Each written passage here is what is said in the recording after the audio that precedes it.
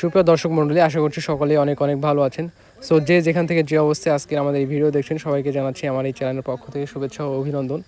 So আমরা আজকে দেখাবো আসলে টিকটক অ্যাকাউন্ট ডিসেবল হয়ে গেলে আসলে কীভাবে সেটা ঠিক করতে হয়। তো আমি একটি অ্যাকাউন্ট দেখাচ্ছি যে অ্যাকাউন্টটিতে ডিসেবল হয়ে আছে এবং অ্যাকাউন্টটিতে কী প্রবলেম হচ্ছে আমি আপনাদেরকে দেখাই। এই অ্যাকাউন্টটি জিমেল দিয়ে খোলা ছিল, তো জিমেল দিয়ে আমরা সাইন ইন করার পরে আমাদের সামনে এরকম একটি ইন্টারফেস দেখাচ্ছে। সেই ইন্টারফেসে দেখাচ্ছে ইউ অ্যাকাউন্ট ওয়াজ ব্যান, অর্থাৎ অ্যাকাউন্টটি আমার ব্যান হয়ে গেছে কোনো একটি কারণে।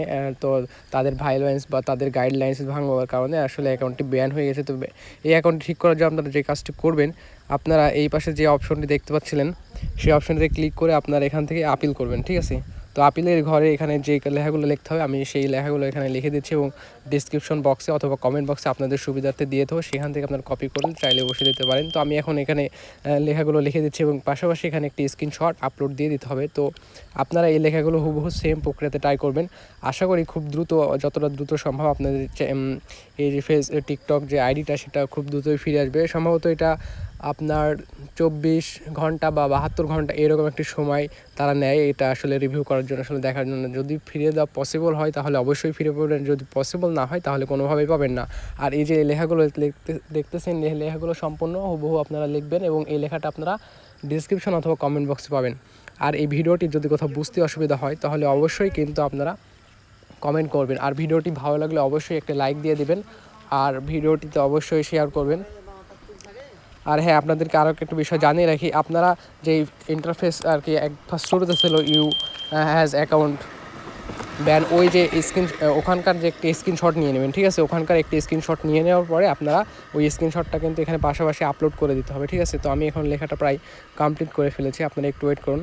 লেখাটি কমপ্লিট হয়ে গেলে আমি এখানে অ্যাড প্লাস চিহ্ন আছে, তো এখানে আমি স্ক্রিনশটটি অ্যাড করে দেখাবো। তো জাস্ট একটু ওয়েট করতে হবে আমাদেরকে।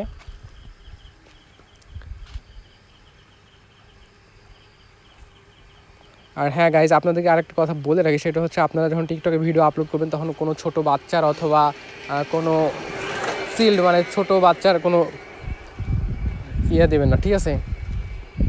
কোনো ভিডিও দিবেন না এবং তাদেরকে এড়িয়ে ভিডিও তৈরি করার চেষ্টা করবেন। মানে 18+ ভিডিও তৈরি করবেন সবসময়। বাচ্চাদেরকে নিয়ে তো ভিডিও তৈরি করবেন না অথবা অন্য ধরনের কোনো ভিডিও মেক করবেন না, কেমন।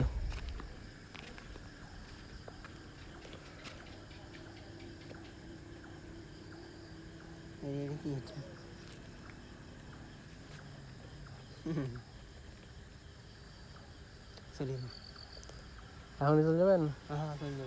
যান।